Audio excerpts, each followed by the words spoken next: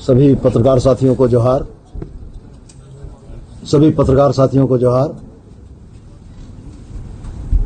लगातार 3 दिनों की मैराथन वार्ता के बाद बहुत सारे बिंदु ऐसे थे जिन बिंदुओं पर सरकार ने बड़ी उदारता दिखाते हुए कल के प्रस्तावित आंदोलन को, बच्चों को उस आंदोलन से वो न करने का प्रयास किया। लेकिन यह बड़ा दुर्भाग्यपूर्ण रहा कि इन तमाम प्रयासों और कोशिशों के बाद भी बच्चे पूरी तरीके से सहमत नहीं हुए। अगर बिंदुवार चर्चा मैं करूं तो जिन बातों पर लगातार इन 3 दिनों के अंदर में चर्चा हुई थी, उसमें प्रमुख बिंदुओं को 3 भागों में बांटा गया था। पहला बिंदु जांच से संबंधित था, दूसरा बिंदु संदिग्ध परीक्षाओं के कैंसिल करने या रद्द करने से संबंधित था, और तीसरा बिंदु रिफॉर्म्स का था कि जिन चीजों के चलते एसओपी के वजह से या जिन त्रुटियों के चलते यह परिस्थितियां उत्पन्न हुई थीं, उन परिस्थितियों को किस तरीके से करके समाधान किया जा सके। सबसे पहला जो विषय जांच का था, 14वीं जेपीएससी में गड़बड़ियों के संकेत मिलने के साथ ही राज्य सरकार ने माननीय मुख्यमंत्री के निर्देश पर बहुत त्वरित कार्रवाइयां की, छापे पड़े, डिजिटल और दस्तावेजी सबूतों को जब्त किया गया, संदिग्ध लोगों को पूछताछ के उपरांत हिरासत लेकर न्यायिक हिरासत में भेजा गया। अलावे जेपीएससी के अध्यक्ष और तमाम सदस्यों का इस्तीफा भी हुआ। साथ में राज्य सरकार ने यह भी महसूस किया कि चूंकि मामले और विस्तार से बढ़ते चले आ रहे हैं, तो वैसी स्थिति में अब 14वीं जेपीएससी के घपलों की, गलतियों की, घोटालों की जांच सीआईडी करेगी, और साथ में हम ईडी को भी एक आग्रह पत्र देंगे कि ईडी भी इस मामले में जांच में शामिल हो और कोई भी दोषी न बचे। किसी भी परिस्थिति में किसी दोषी को बचाने की सरकार की मंशा नहीं है। दूसरा विषय परीक्षाओं के रद्द करने से संबंधित था।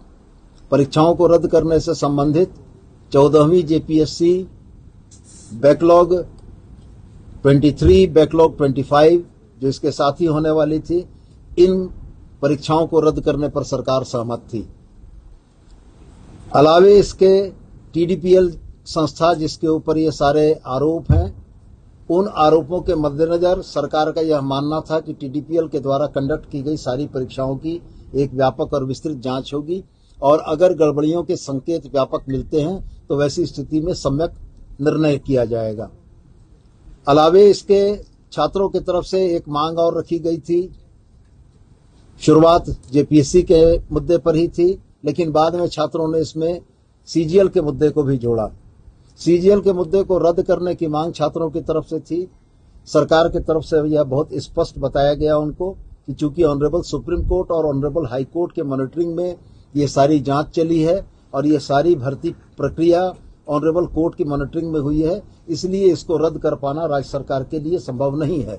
लेकिन इसके बाद भी हम लोगों ने अपने तरफ से उनको आश्वस्त करने के लिए, उनका भरोसा और विश्वास जगाने के लिए उनको यह कहा कि हाईकोर्ट के रिटायर्ड जज की अध्यक्षता में एक मॉनिटरिंग कमेटी बनाकर सीजीएल की जांच की प्रक्रिया को हम लोग मॉनिटर कराएंगे।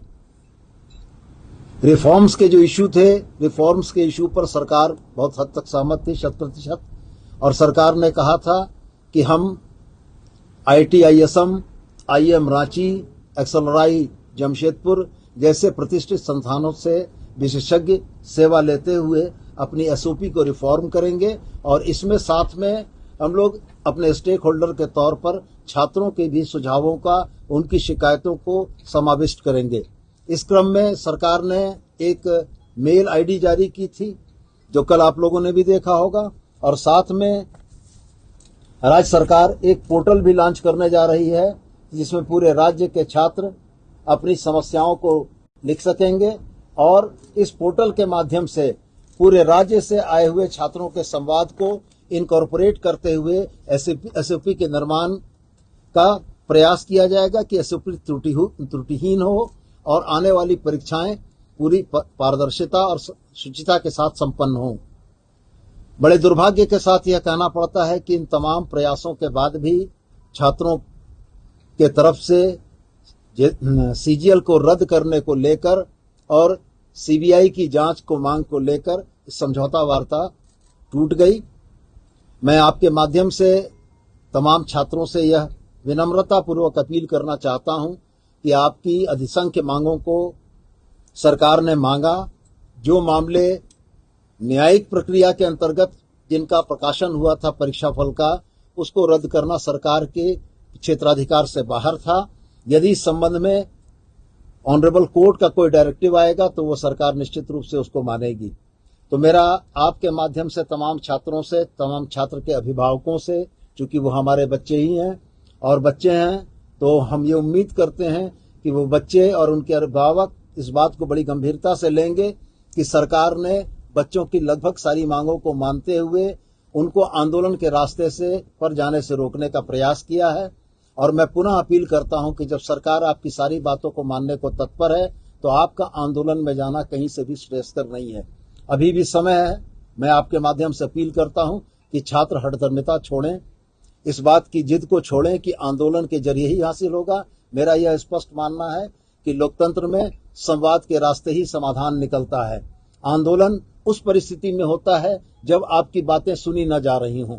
जब सरकार आपकी बातें सुन रही है, सरकार के नुमाइंदे आपसे लगातार बातों को कर रहे हैं, तो फिर वैसी स्थिति में आंदोलन की बहुत आवश्यकता नहीं पड़ती है। तो मैं पुनः एक बार आपके माध्यम से छात्रों से अपील करते हुए यह जरूर कहना चाहूंगा कि कल के आंदोलन को स्थगित करते हुए वो वार्ता और समाधान के रास्ते पर वापस लौटे। सरकार उनकी लगभग सारी मांगों को मानने को तैयार है और उनकी जायज मांगों के साथ सरकार खड़ी है। हम भी यह मानते हैं कि 14वीं जेपीएससी में टीडीपीएल के द्वारा जो गलतियां की गई हैं उन गलतियों का खामियाजा दोषियों को भुगतना होगा। हेमंत सोरेन की सरकार कठोरतम कार्रवाइयों से पीछे नहीं रहेगी और आने वाले दिनों में ये राज्य नजीर प्रस्तुत करेगा कि हमने अपनी परीक्षा व्यवस्था, परीक्षा की प्रणाली को किस तरीके से सुदृढ़ किया है कि ऐसे सवाल न उठ सकें। बहुत बहुत धन्यवाद।